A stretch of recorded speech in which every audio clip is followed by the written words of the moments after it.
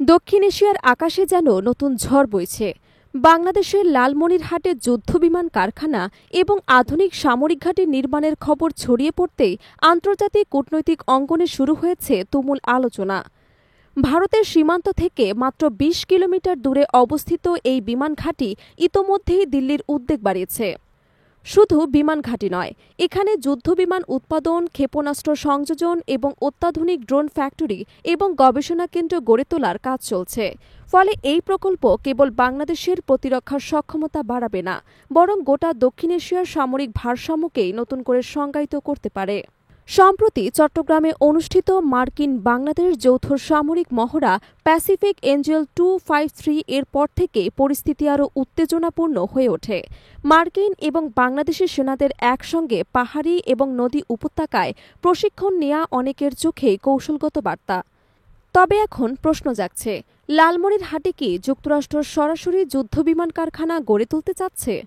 যদিও চায়, তবে সেটি ভারতের জন্য এক নতুন সামরিক দুশ্চিন্তা হয়ে দাঁড়াবে, বিশেষ করে উত্তর পূর্ব ভারতের সেভেন সিস্টার্স অঞ্চলে। বিশেষজ্ঞরা বলছেন, প্রকল্পটি বাস্তবায়িত হলে এটি শুধুই প্রতিরক্ষার সক্ষমতার কেন্দ্র হবে না, বরং আঞ্চলিক শক্তির ভারসাম্যে পুরোপুরি পাল্টে দেবে। চীন, পাকিস্তান এবং তুরস্কের প্রযুক্তিগত সহযোগিতায় যে উদ্যোগ এগোচ্ছে, তাতে যুক্তরাষ্ট্র সরাসরি যুক্ত হলে বিষয়টি নতুন উচ্চতায় যাবে। তবে গুরুত্বপূর্ণ বিষয় হল, পুরো কারখানার নিয়ন্ত্রণ থাকবে বাংলাদেশের হাতে। ফলে যুক্তরাষ্ট্র কেবল অংশীদারিত্ব বা পরামর্শক হিসেবে ভূমিকা রাখতে পারবে। লালমনিরহাট বিমান ঘাঁটির ইতিহাসও কম নাটকীয় নয়। ব্রিটিশ আমলে স্থাপিত এই ঘাঁটি দ্বিতীয় বিশ্বযুদ্ধে গুরুত্বপূর্ণ ভূমিকা রাখে। তবে পাকিস্তান আমল এবং স্বাধীনতার পর দীর্ঘদিন এটি অচলাবস্থায় পড়েছিল।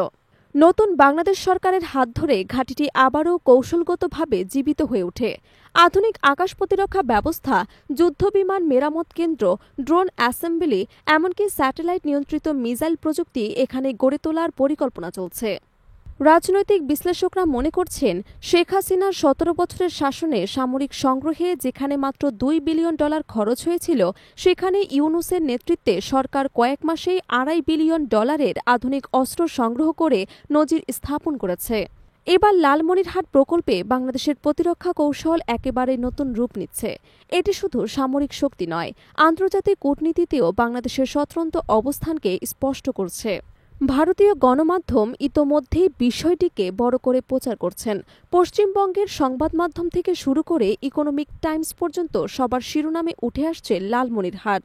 ভারতের উদ্বেগ স্পষ্ট, বাংলাদেশ যদি এই প্রকল্প পুরোপুরি বাস্তবায়ন করে, তবে দিল্লির আঞ্চলিক প্রভাব কমতে পারে। বিশেষ করে উত্তর পূর্বাঞ্চলে ভারতের সামরিক কৌশল দুর্বল হয়ে পড়তে পারে। তবে সব আলোচনার কেন্দ্রে একটি প্রশ্নই ঘুরপাক খাচ্ছে, লালমনিরহাট কি শুধু বাংলাদেশের সামরিক ঘাঁটি থাকবে, নাকি দক্ষিণ এশিয়ার কৌশলগত নিয়ন্ত্রণের কেন্দ্রবিন্দুতেও পরিণত হবে? বিশেষজ্ঞরা বলছেন, যদি প্রকল্পটি সফলভাবে বাস্তবায়িত হয়, তবে বাংলাদেশ কেবল আঞ্চলিক সামরিক শক্তি হিসেবেই নয়, আন্তর্জাতিক কৌশলগত মানচিত্রেও নতুন উচ্চতায় উঠে আসবে। এতে প্রতিবেশী দেশগুলো নিজেদের সামরিক নীতি নতুনভাবে সাজাতে বাধ্য হবে। একই সঙ্গে আশঙ্কা রয়ে গেছে, এই উদ্যোগ দক্ষিণ এশিয়ায় সামরিক প্রতিযোগিতা এবং উত্তেজনা বাড়িয়ে তুলতে পারে। যুক্তরাষ্ট্র, চীন, পাকিস্তান এবং তুরস্কের প্রযুক্তি এবং উপস্থিতি মিলিয়ে লালমনিরহাট এখন কেবল একটি ঘাঁটি নয়, বরং দক্ষিণ এশিয়ার নতুন পাওয়ার প্লে।